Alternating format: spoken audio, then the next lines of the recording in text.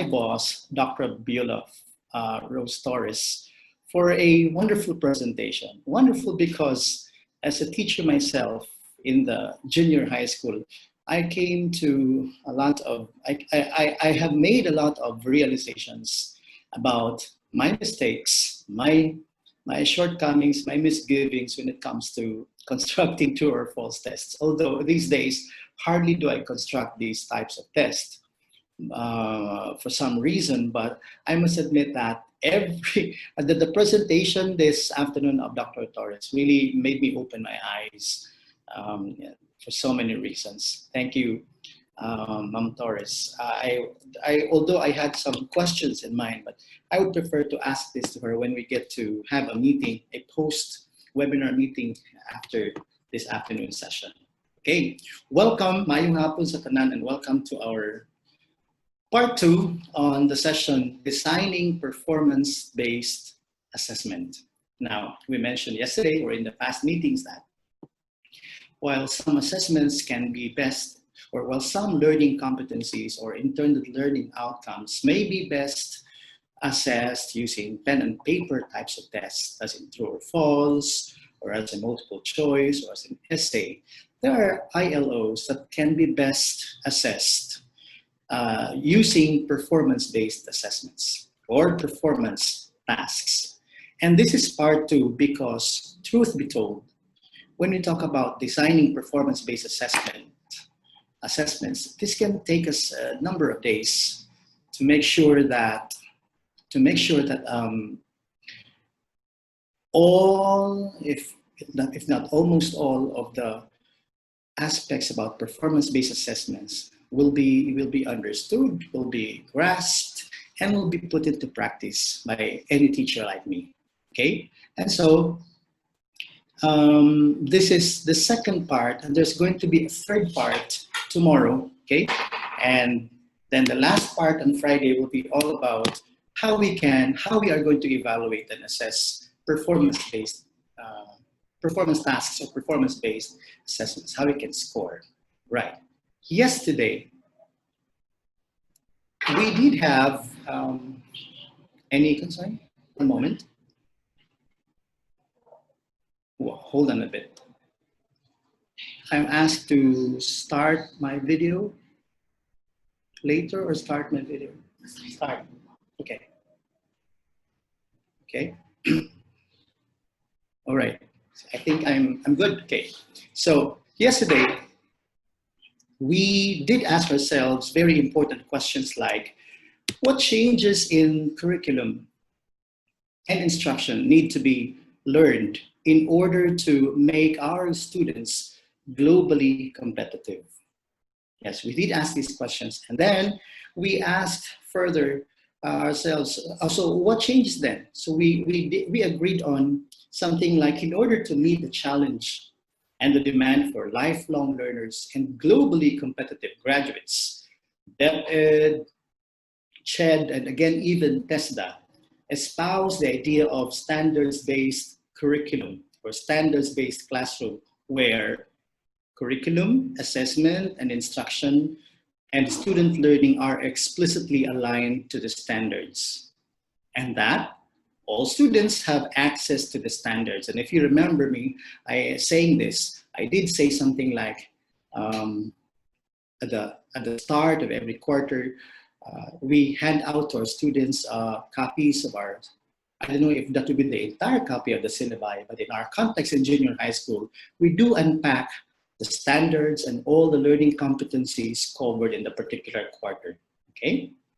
So, and then another thing to observe in a standards-based classroom is that students, of course, produce evidence of learning. This is also true, especially with outcomes-based education, because outcomes-based education espouses the idea of having evidence of learning. And so I also ask you to pay attention to the design protocol of standards-based education. And the design protocol simply reminds us that it is from the standards which we get from DepEd's curriculum guide or CHED's CMOs that we unpack the learning competencies or the intended learning outcomes. And it is from these ILOs or learning competencies that we design assessments, whether written or however performance-based or what, all sorts of assessment for that matter. And then it is from the assessments that we also design instruction. Put simply, instruction, whatever we engage our learners in class, whether it's a discussion, a lecture, or whatever activity it is, we have to make sure that that activity is meant to prepare the learners for assessment. So therefore, instruction must align with assessment. Assessment must align with competencies or intended learning outcomes. We only design a test item because it is covered in the learning competencies or in the intended learning outcomes. And that all these, again, should align with standards. I think I made this very clear yesterday. And so, in a standards-based model, when we design our learning plans or our curriculum maps or our syllabi, we need to seriously consider using this design. Again, it's called the backward design. Some others call it understanding by design, but I'm much more comfortable calling it backward design, where we always begin with the end in mind in stage one. When we, at the start of the semester or the term or the quarter, we identify desired results. What do I want my students to know and be able to do?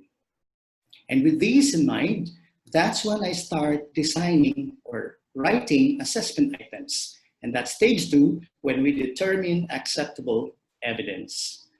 And then from stage two, that's only when we start planning learning experiences and instruction, the activities, all the formative activities that we engage our learners in. That's only when we start to design them in stage three.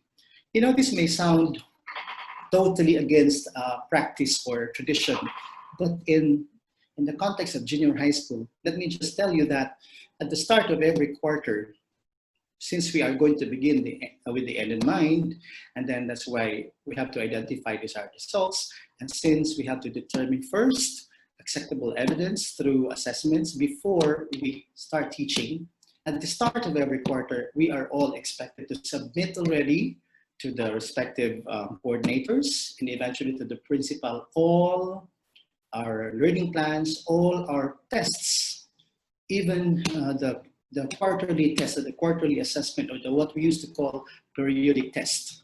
All of these must be in at the start of the quarter, okay?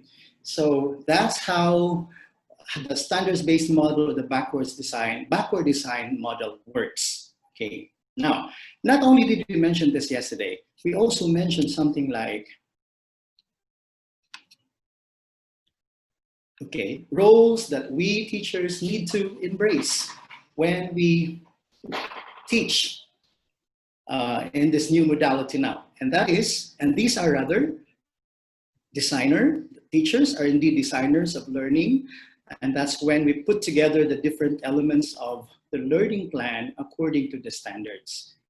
That's stage one, remember, beginning with the end in mind. And then we start to design our assessments. Teachers are assessors who provide feedback regarding student progress and achievement. And then, only then, do we perform our third role, and that is as facilitators. Facilitators who guide students in their inquiry and transfer.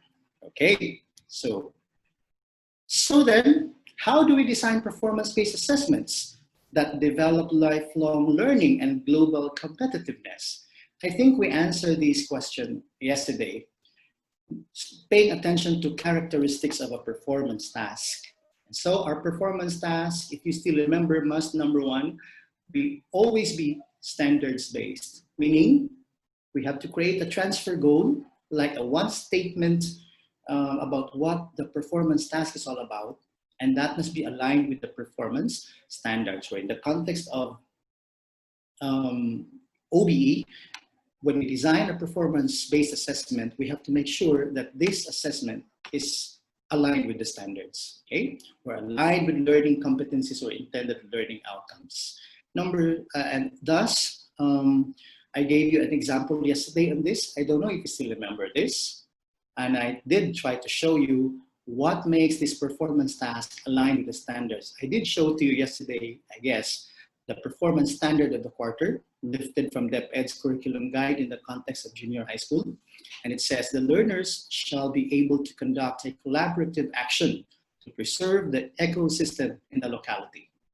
And it is from the performance standard that the science teacher in this case designed the transfer goal. And I think you still remember the three elements of a transfer goal: the encompassing verb, or the most significant verb, the noun, or the product to be submitted later, and of course, a third element which may not at all times be mentioned in the performance standard. That's the real world situation, or the real life setting. So in this case, the transfer goal is students will on their own conduct a collaborative action. Why? In order to preserve the ecosystem in the locality. So it is from this performance standard and transfer goal that this performance task was designed.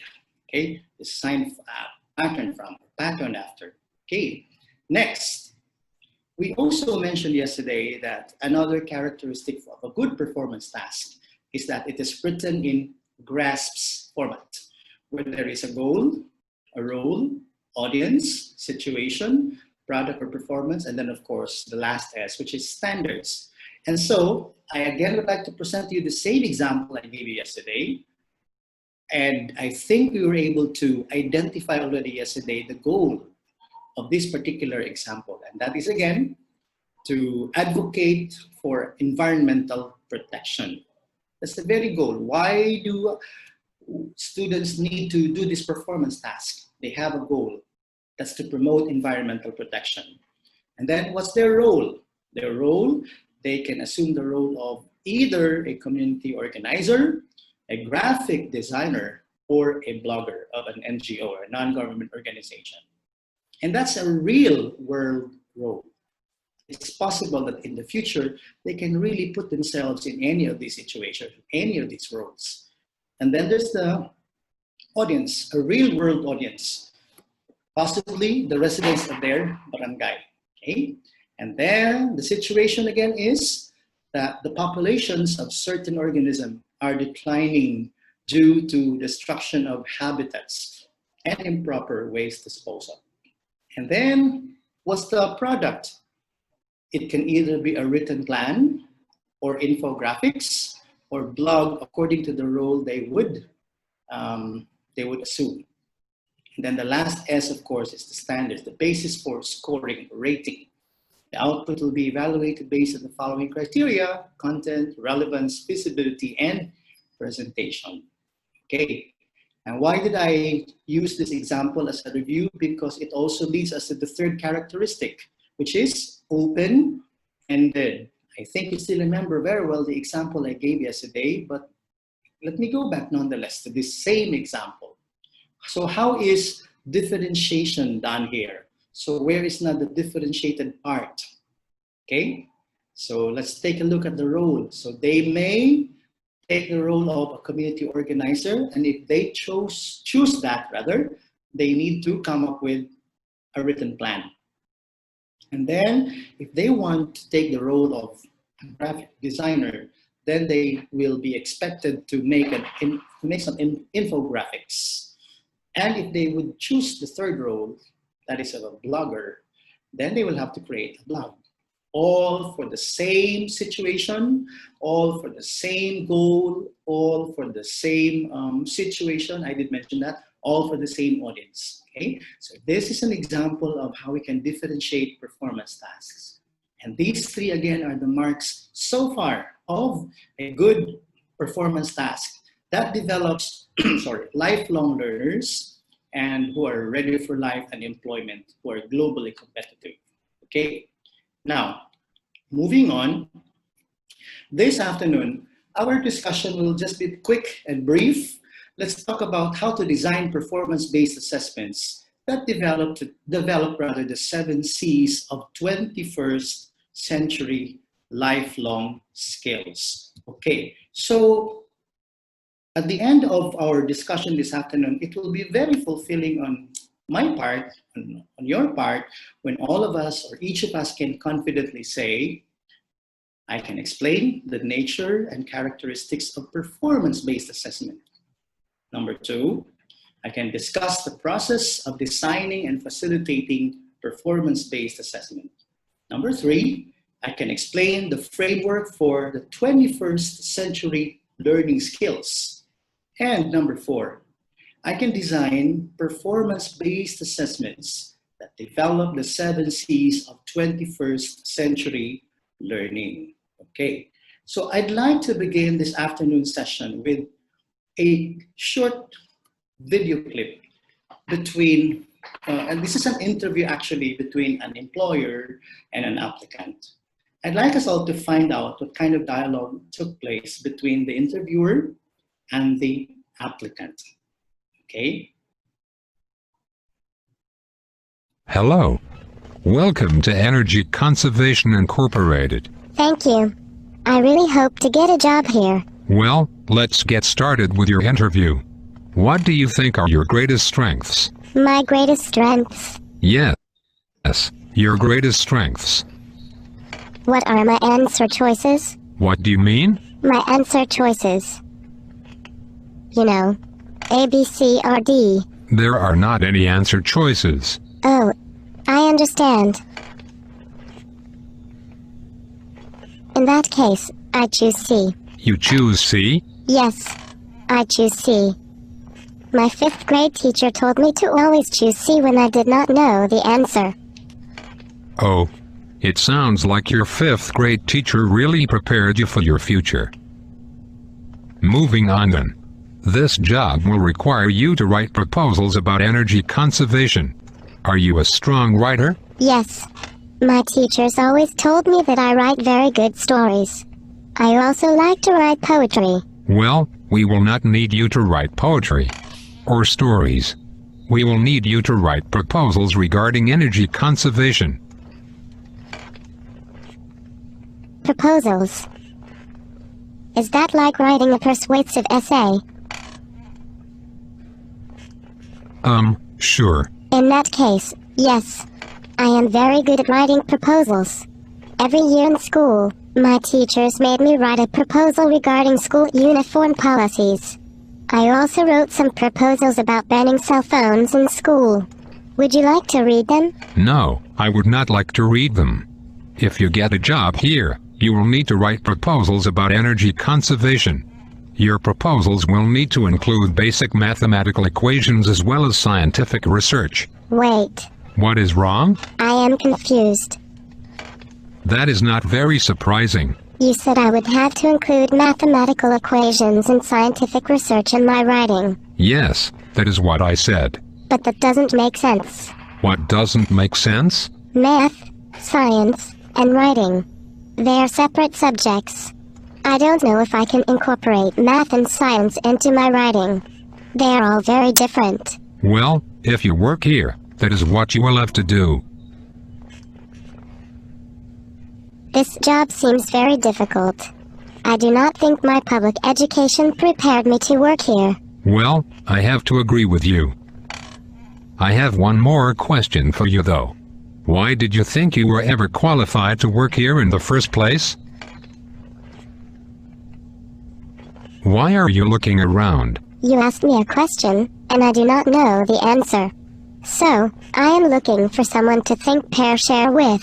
There is no one for you to think pair share with. Oh. In that case, I choose C. I think I've heard enough. Thank you for coming in.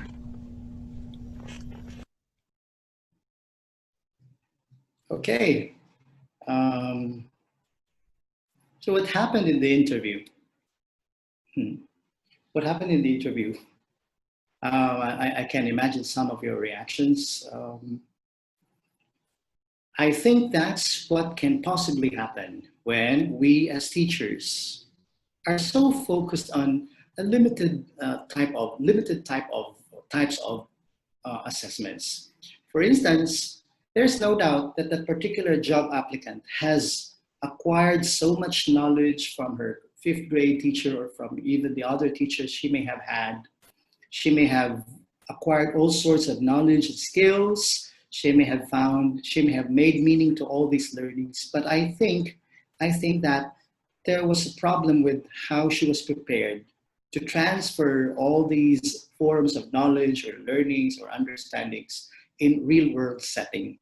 That's what happens when, for instance, if you're looking at the screen now, that's what happens. Well, what is possibly to happen when we are so focused on developing among our learners learning goals, like for them to be able to list, to name, to enumerate, to define, state, solve, compare, differentiate, and even analyze, which are of higher order thinking skills, higher order, defend, explain, elaborate, generalize. But have we given them more than enough opportunity to transfer, to develop learning goals for transfer, such as to show, demonstrate, improve, convert, compose, devise, propose, recommend, campaign, or even portray, interpret, or innovate?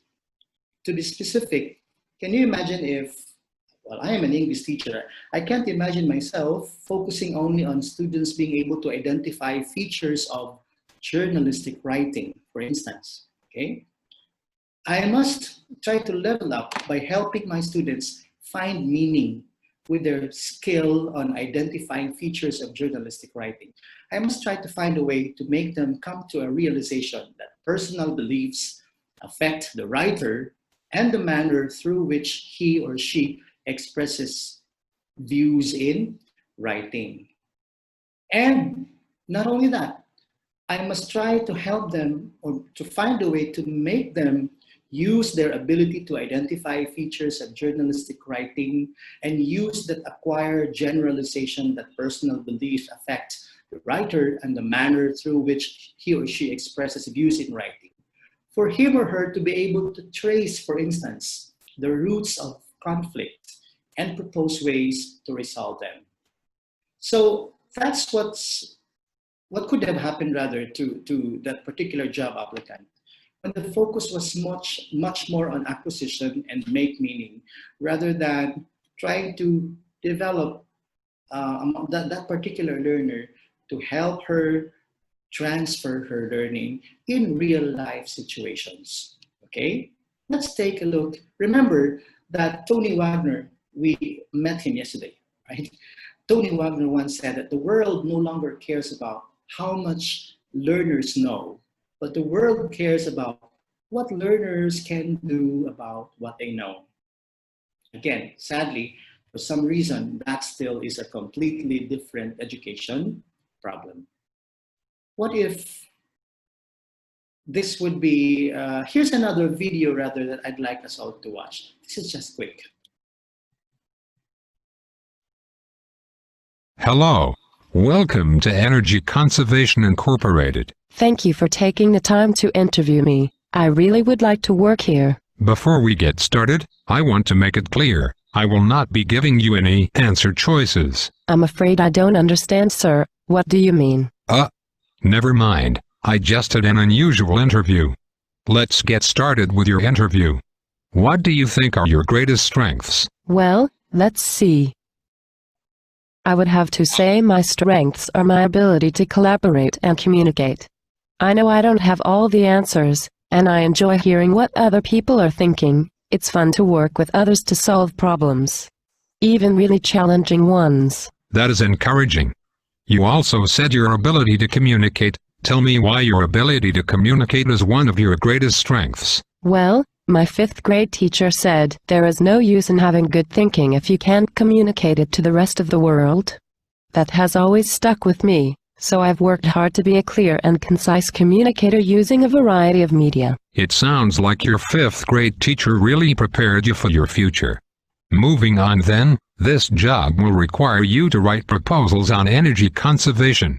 Are you a strong writer? My teachers have always told me that I am a very strong writer. We will need you to write proposals regarding energy conservation. Proposals? I'm not familiar with that term. Is that like writing an argument? Sure. Then yes, I am very good at writing proposals. Every year in school, my teachers made me write an argument based on evidence from a variety of sources. I had to do a ton of research. I read books and articles, watched video clips, and listened to audio recordings. I scoured the internet for information and then had to judge its validity. After gathering on the information, I wrote my proposals, stating my claim, and supporting it with evidence and sound reasoning. It's a lot of work, but I really enjoy it. And I'm good at it. If you get a job here, you will have to write proposals about energy conservation. Your proposals will need to include basic mathematical equations as well as scientific research. Wait. What is wrong? Are you kidding? I get to include math and science in my writing? Yes. This sounds like the best job ever. I absolutely love using mathematical equations to support the scientific research I cite as evidence. But the best part is being able to clearly explain it all appropriately to the audience. Well, if you work here, that is what you will get to do. This job sounds very exciting and challenging. I believe my public education has prepared me very well to work here. Well, I have to agree with you. I have one more question for you though. When can you start? Why are you looking around? You asked me a question and I wanted to make sure you were talking to me. I am. Yes. I was starting to feel afraid that she was looking around in order to look for someone to take their share with. Thank God she did not. Well, the ideal job applicant, of course, is the second one. But the question is, how can we possibly prepare learners to behave or to perform that way for any job interview in the future? In simple terms, how can students really transfer their learning in a way that enables them to become lifelong learners and globally competitive?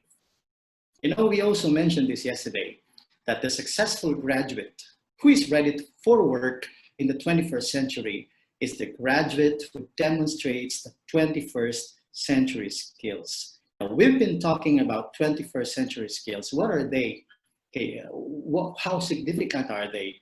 And what's the framework of these 21st century skills? You know, the framework of 21st century learning skills focuses actually on the 7 C's, okay, that you can see on your screens now.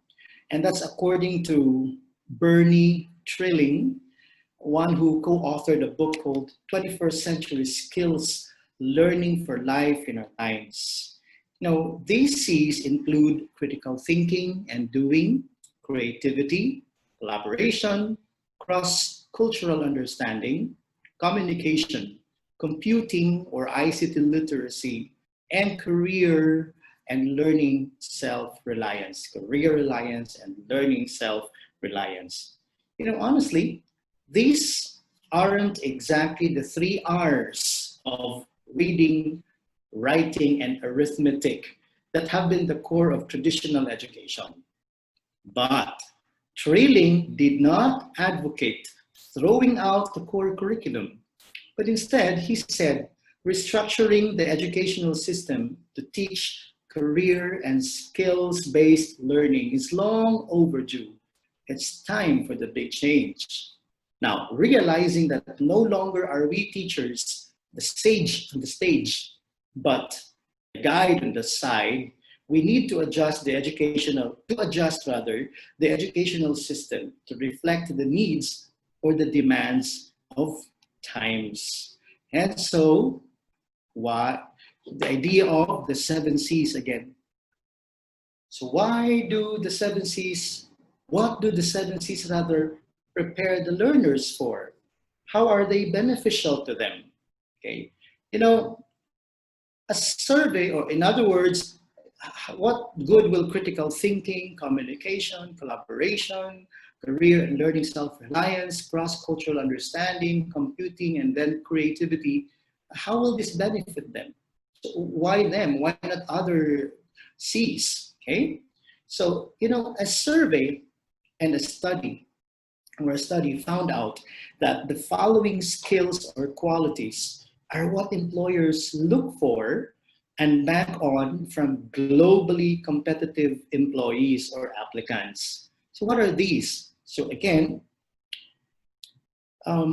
According to Job Outlook 2013, courtesy of the National Association of Colleges and Universities, employers in the global market rate job applicants' skills or qualities in this order of importance. Guess what's on the top of the list?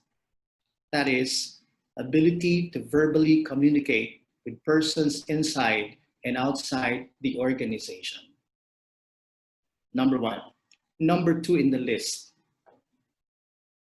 ability to work in a team structure.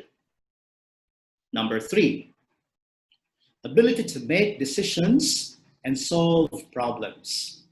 Fourth, ability to plan, organize, and prioritize work.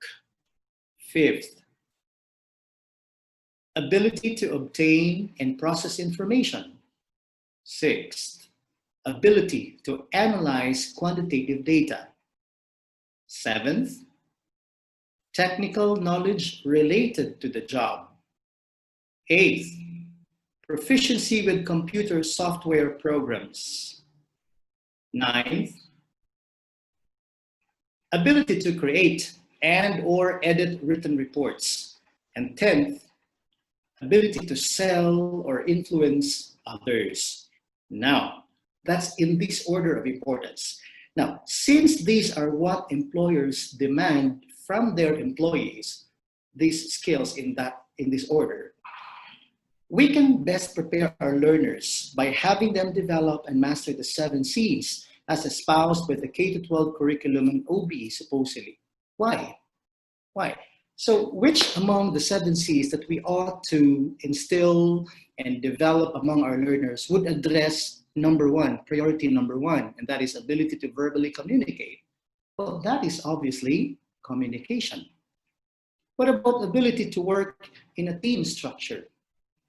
Well, that is obviously collaboration. That's exactly why we cannot also discount the possibility of, or the power of collaboration, even with performance tasks. You know, a lot of times, I think this was one of the questions of Ma'am Abisami's yesterday about collaboration, that is it really a must, or is it okay to have occasions when performance tasks can be done individually? Yes, no doubt about that. But from my context as a grade 9 teacher, English teacher at grade 9, all performance tasks in grade 9 English are collaborative in nature. And that's really for a purpose. That's because, again, as early as grade 9, learners need to be taught how to work in a team structure. So a lot of times, parents would come to me and really complain, "Sir, my daughter is having a hard time with her group. She's having a hard time adjusting to the chemistry of the group, or the behavior, the attitude of some members of the group who are not cooperating." But I would always tell the parents, "Ma'am, I cannot just deprive also your daughter or your son of the chance to develop how it is to work in a team structure." Okay?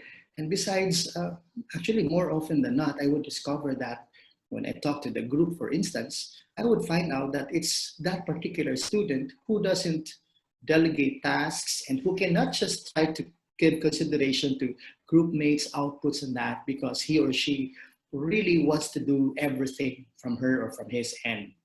So, but again, ability to work in a team structure is number 2 in the priority, in the list. Okay, so that's why we need to expose learners to collaboration when they do tasks in class. Look at number 3, ability to make decisions and solve problems. Well, obviously, how can they make decisions and solve problems if in their school life we fail to give them opportunities to develop critical thinking, right? And then, of course, in order for them to make decisions, sometimes they need to collaborate. Next, number 4, ability to plan, organize, and prioritize work. Okay, what is that? Which among the 7 C's would address that? Okay, ability to plan, organize, and prioritize work. Well, that's critical thinking. That can also be maybe communication. Okay, but mainly critical thinking. What about ability to obtain and process information? Well, this is where computing or ICT literacy can possibly come in. Okay, And then there's, of course, critical thinking. Ability to analyze quantitative data that can be helped pretty much by computing or ICT literacy skills. Technical knowledge related to the job. If you go on the list all the way to number 10, we really can say that all of these skills can be prepared, can be addressed using or via the 7 C's of critical thinking, communication, collaboration, career and learning self-reliance, cross-cultural understanding, computing ICT literacy, and put all together, creativity. Okay, remember, at the very core, at the very heart is creativity, because that's the end goal, when they can create something out of what they have learned, out of the skills acquired, okay? But creating is impossible when they haven't developed critical thinking, when they haven't developed communication, collaboration, and all, okay? I hope, again, that is clear to everybody. So what are these 7 C's very specifically? Because I think I did not yet mention what specifically these are. So when it comes to critical thinking, it's when we develop students to be good at problem solving, able to do research, analyze, interpret data, okay, manage projects and what, okay? Next, communication. How is this manifested? When they can craft messages, especially using media effectively, okay? Written and spoken means of communication. What about collaboration? Obviously, when they can cooperate, when they can compromise in a group, when they can make consensus and consider other people's opinions and other people's contributions in order to build a community, that's collaboration. And then what else? You have computer or ICT literacy, effective use of electronic information and knowledge tools. And I so admire many of my fellow educators in Silliman, because just in the adjacent room from where I am now, they are attending a training brought to us by, of course, our men and women in Seoul, okay? And then, of course, we have cross-cultural understanding across diverse ethnic knowledge and organizational cultures. We need to, because whether we like it or not, Filipinos are in many parts of the world. In terms of employment, in terms of the arts or literature, we are in many parts of the world. And so it is but fitting that we prepare our learners to develop this skill on cross-cultural understanding. Otherwise, they will always end up in trouble. They will always have a hard time collaborating if they do not have developed this cross-cultural understanding, one of the 7 C's. And then, of course, managing change, lifelong learning, and career redefinition. That's what it means by career and learning self-reliance. Again, it is but easy for our learners to create new knowledge, one that is best fit for a solution to a problem, when it will just be easy for them to create something when they have developed all the other C's. Okay, so that is how significant or how important these skills are. So that is precisely why the K-12 and the OBE actually envision this kind of Filipino graduate, one who has all these skills and one who is ready for higher education, one who is ready for middle-level skills development, one who is ready for entrepreneurship, and one who is ready for life and employment. And then we can only achieve all this goal or this vision when we have developed our learners, when we have developed the following global competitiveness outcomes among our learners. And I think I showed you this one yesterday, okay? So along the way, learners should become ICT competent, holistically fit and healthy, productive entrepreneur, creative designer, responsible and ethical citizen, an effective communicator, and multi-literate. Now, how can we embed? Now, the more important question for today now is, how can we embed these 7 C's in our performance tasks? How can we develop students to become critical thinkers, good communicators, good collaborators, and the likes in our performance tasks? That's a very important question. You know, we can always develop these skills among our learners in the manner we envision outcome? What is it that we would like our learners to achieve, to do, to be able to do in this performance task? And along the way, what questions are we going to ask them? What mini tasks are we going to give them so that they develop many other skills, or these skills, so that they will succeed in their performance task, and so that later on they will be prepared for life and for employment. Okay. Allow me to give you a few examples. So here is a performance task that requires students to answer the question, how can we investigate and report on social cultural conflicts happening in South and West Asian countries? I think you still remember this performance task that I used as an example yesterday to talk about standards-based, grasps, and differentiated.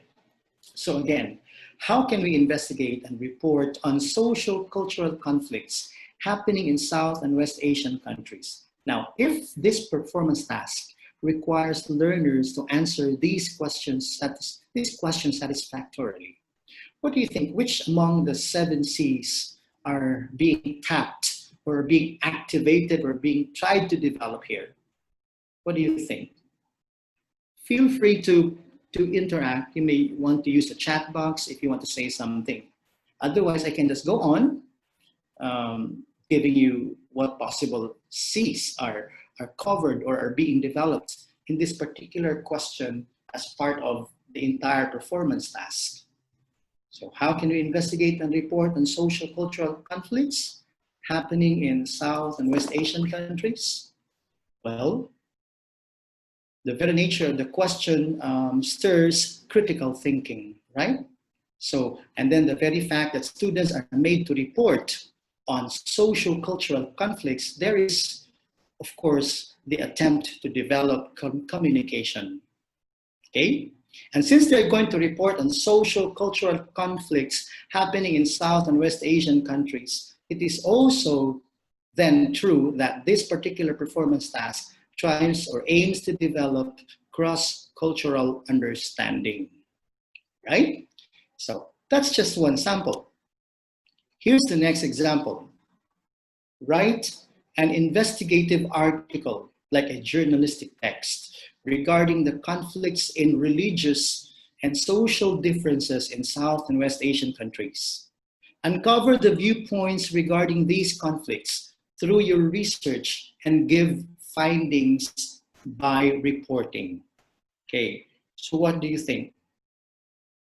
What do you think are the 7 C's that are involved or that are developed among our learners in this particular performance task, in this particular task? So when they write an investigative article, that is already obviously communication, okay? Regarding conflicts in religious and social differences, again, we are making them find out, discover these differences so that they can somehow embrace cross-cultural understanding. So when they uncover the viewpoints regarding these conflicts through their research and give findings by reporting, so that's again critical thinking. And then since they are, it's not an easy task, they can work on this as a team, then there's collaboration again, okay? And then there's collaboration, and then there is communication because they're going to make a report again of their findings. How about the next one?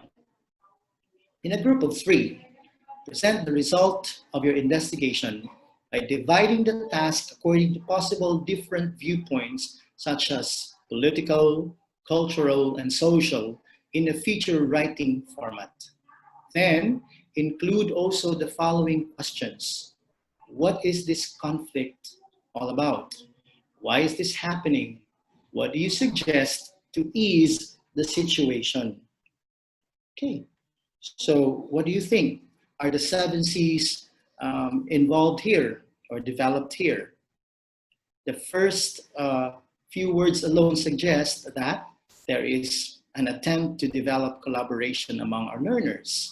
So when they are made to work in groups of 3, present the result of your investigation by dividing the task. So when they are made to investigate on something, again, that's critical thinking, and then when they're made to report again their findings, that's when they are we try to develop again their communication skills, whether written or spoken.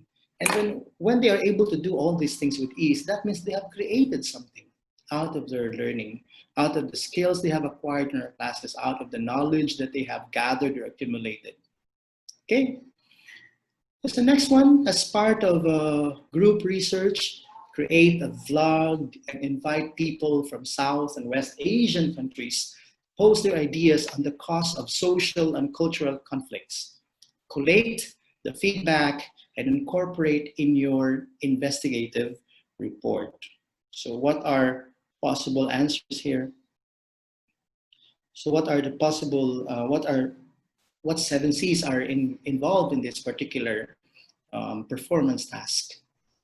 So if you will walk through the list, more often than not, there is always communication, there's critical thinking, there's cross-cultural understanding, there's collaboration, there's building career and self-reliance, there's opportunity to display their creativity.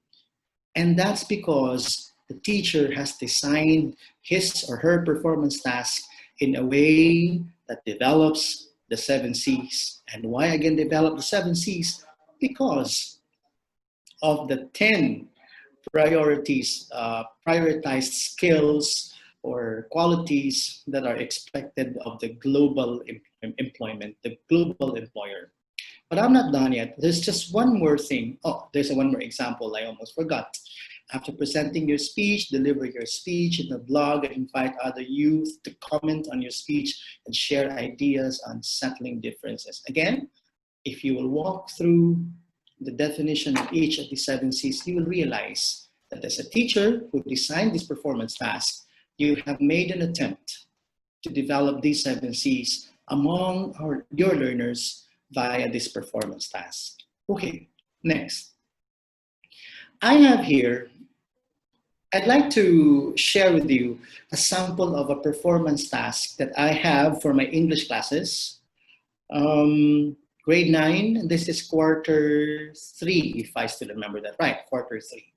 Remember that the performance task is standards-based. So let me show to you the performance standard derived from DepEd Curriculum Guide, which we translated into our curriculum maps.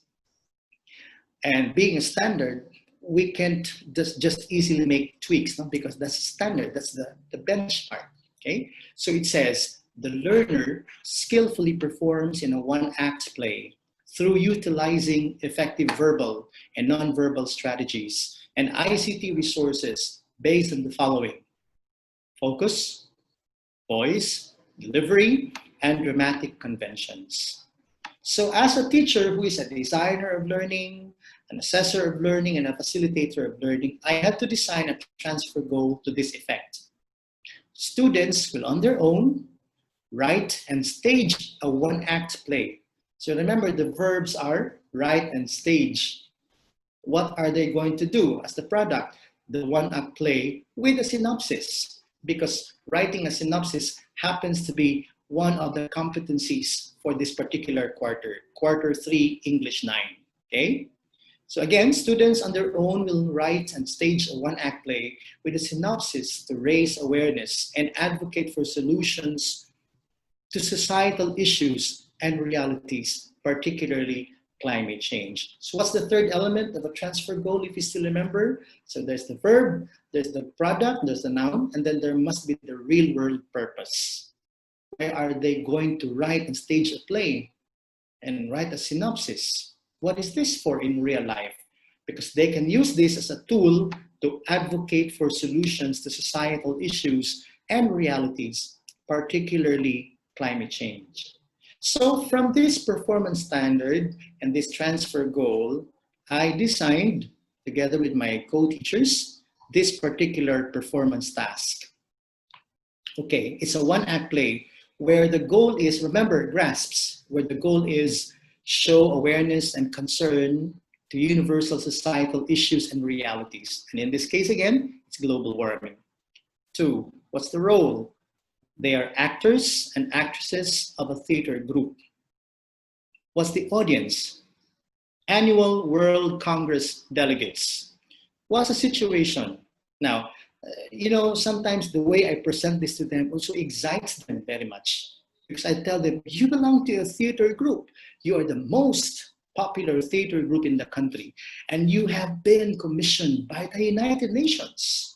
And then I'd ask them, is that a possibility in the future, class, that the UN invites you? Some of them will surely say yes.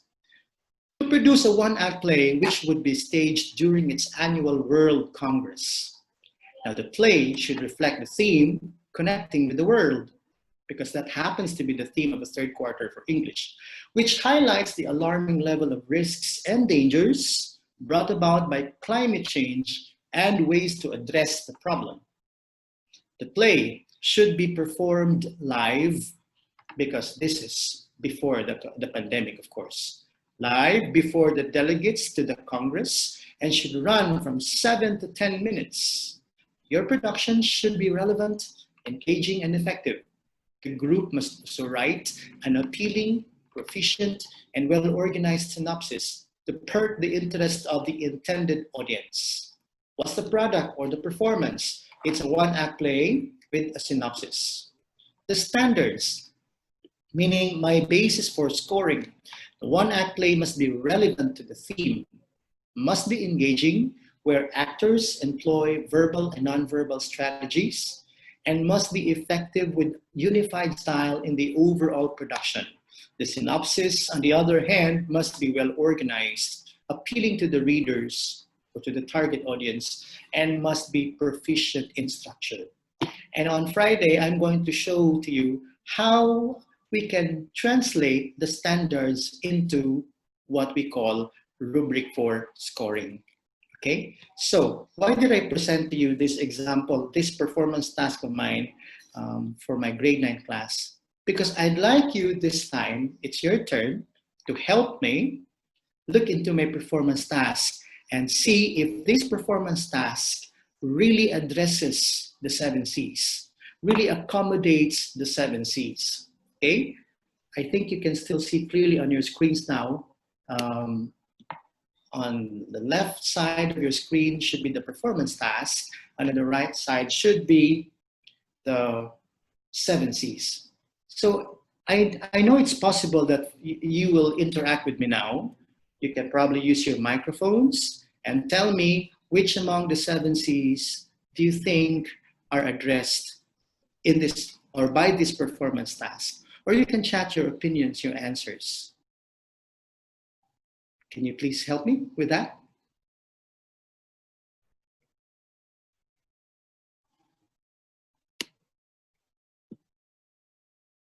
I'll try to wait for some of you to react.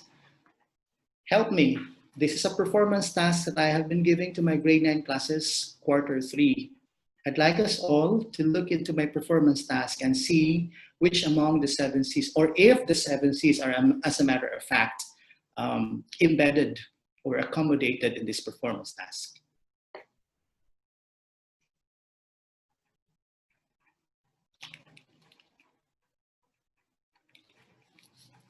Anyone?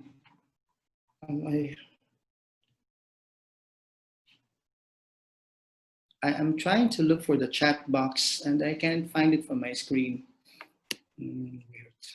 Here. All right. Let me grab the chat box right onto the center. So from Janet here, critical thinking, alarming level of risks and dangers brought about by climate change. Yes, thanks, ma'am. So now I am made totally aware that this performance task is really trying to develop critical thinking among my learners. Salamat, ma'am. Okay.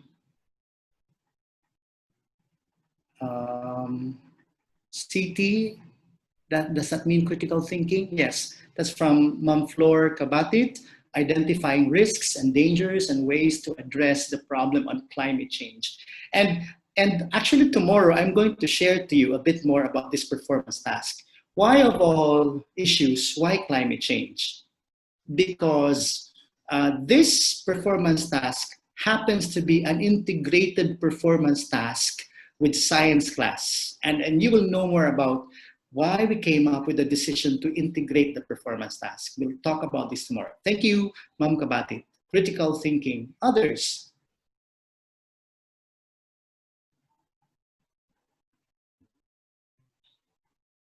Anyone?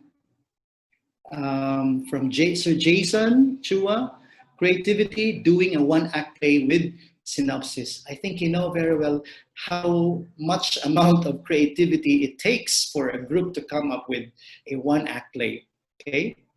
And according to Miss Bulfa, Maritel Bulfa, it looks like all the C's are there. Wow. I think I kind of agree with you, ma'am. If that would be a compliment, thank you, ma'am. But seriously, and that's how I think whenever I design a performance task. I'll try to see to it that it's a meaningful task, it's a purposeful task, and it really aims at developing C's, the 7 C's. Okay, what else do we have here? I think I'm missing a lot of comments from the chat box. Maybe we'll try to go back to these later on. Okay. Anyone else? Okay. It looks like all the 7 C's, sir, according to Miss Untal. Hello po, Binibining Untal. Sana po ay nasa mabuting kalagayan po kayo. That's Tagalog. The ICT part is there, especially when they do their research using technology. Yes, I really agree with Mama Ripel. And how else is ICT expected there? The ICT is expected here because they can also jazz up their presentation using technology. You know, they can do a lot of wonders in the background. You know, the green, what do you call it? The green background thing that makes them, that gives an impression that they are in many places at one time. So yes, thank you. From Ma'am Minerva Marshall, I think, sir, I can use these graphs in my performance task in my lab soon. Wow. And since we're neighbors, Ma'am, I can give you more sessions on this if we would be permitted by Sir Dave. All right. So thank you, Ma'am Minerva. So Ma'am Flor Kabatit again. Wait. I think I lost that. Communication, one-act play, which should be relevant, engaging, and effective. Okay, this performance task really has been found by experience to be a very effective tool to learn, to know, to hear from the students how they communicate their ideas about what they can do, what they can contribute to solve the problem on, you know, global warming. The effects, yeah, the ICT students love making short films and infographics. I totally agree with you, ma'am. Okay, all the 7 C's actually collaboration, theater groups, according to Ma'am Janet. Okay, and a lot more comments are flooding in. The cross-cultural understanding is there when they make sure their script is sensitive, considering that their audience is world delegates. I'm happy that Mama Ripel Bulfa brought this up. That's true. So they have to remember that their target audience is delegates to the World Congress. And I would always ask them, is that really a possible experience in your case class in the future? That you'll be asked maybe to represent your country, or an NGO asks you to represent, and yes, and they say, yes, sir, that's possible. So now is the best time. That's why we need to give our best in this performance task so we can prepare ourselves, okay? Sir Ferdy says you have a very comprehensive and inclusive performance task relative to the 7 C's. Okay, I hope sa wala pagdapig-dapig na sir sa itong pag-amigo. Okay, thank you, Sir Ferdy. Okay, all right. So you see, but we can really design performance tasks that can help the learners develop the 7 C's. But at the start, you know, it may not be that easy. But for as long as you work also as a team in your department, because I did not design all these by myself.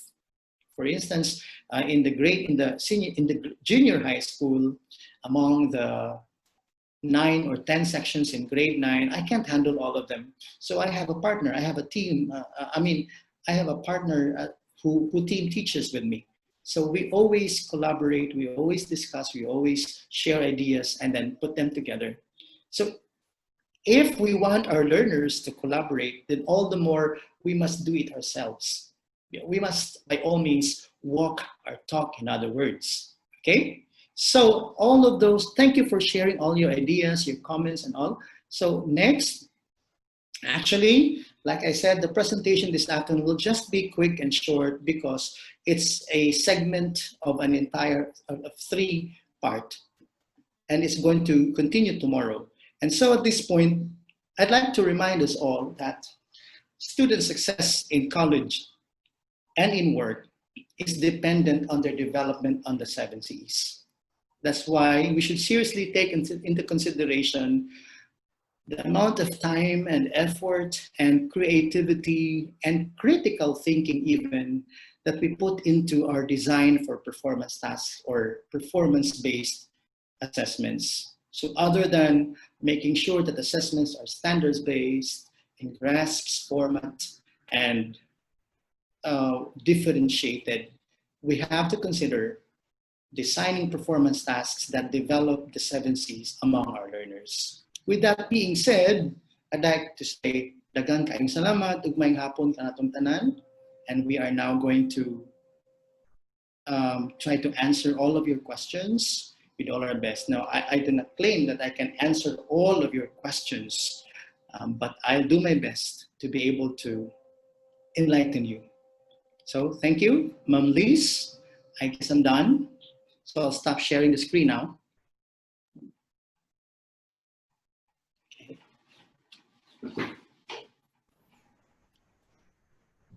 Thank you so much, Mr. Cavallo. So I know for sure our graduates will be fully equipped with the 21st century skills. So now we are ready for our open forum. So again, if you have questions, kindly just click on the raise hand icon. And you can also type in your questions in the chat box.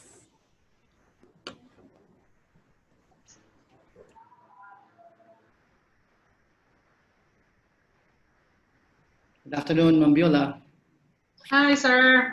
Thank you for that wonderful presentation. And I made a comment there that yeah, a lot of comments. Each syllable should really infuse the 7 Cs to ensure that we are really addressing what the employers need.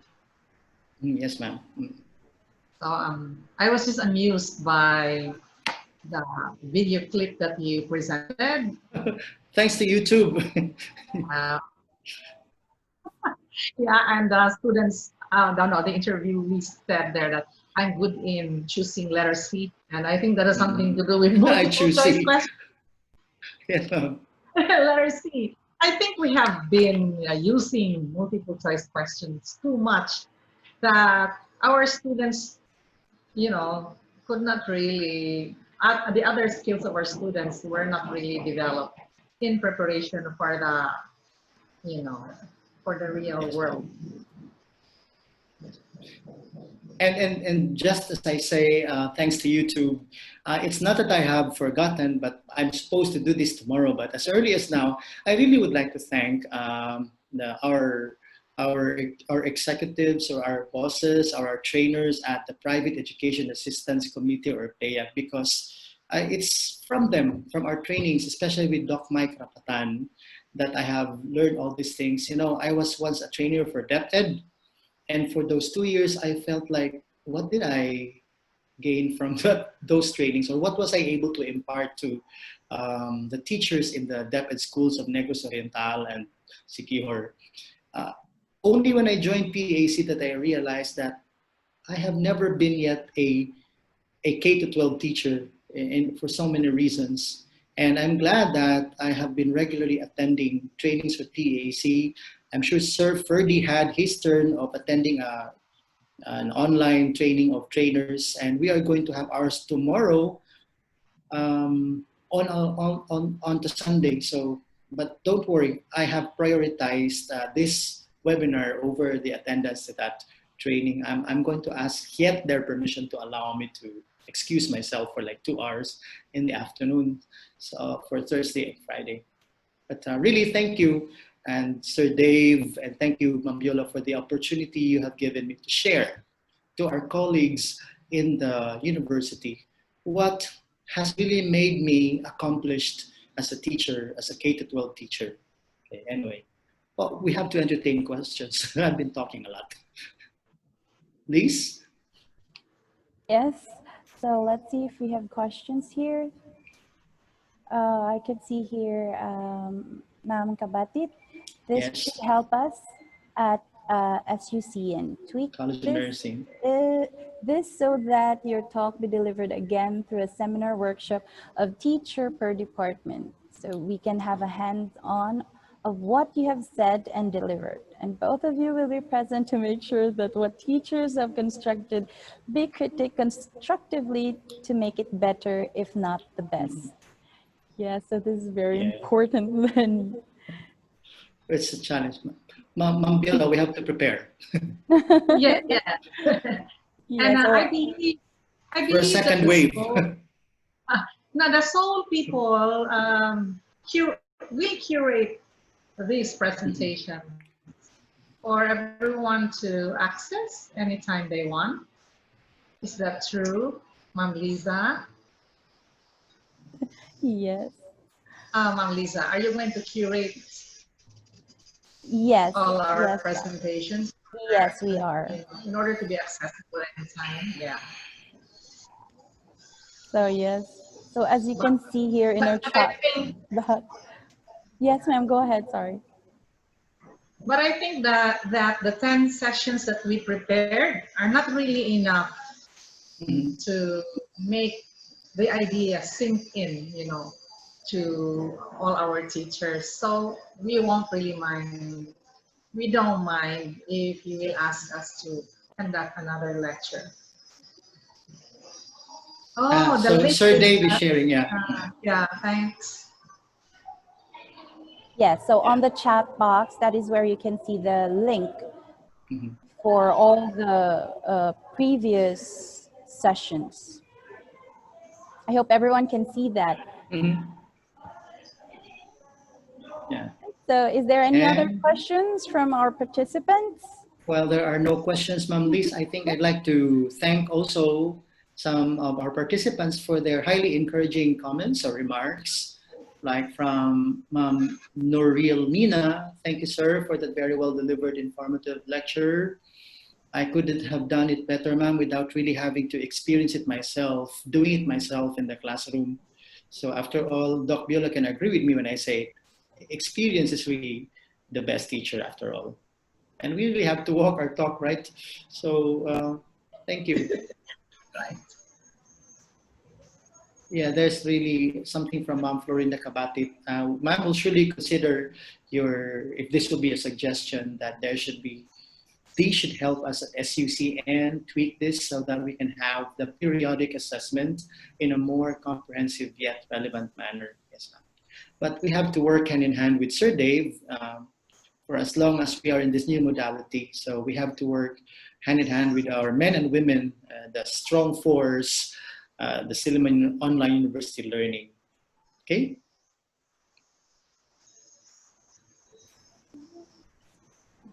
Yeah. Yes. So, By the yes, way, ma'am. Mr. Caballo has been sharing this to other schools, and finally we got our share of his time.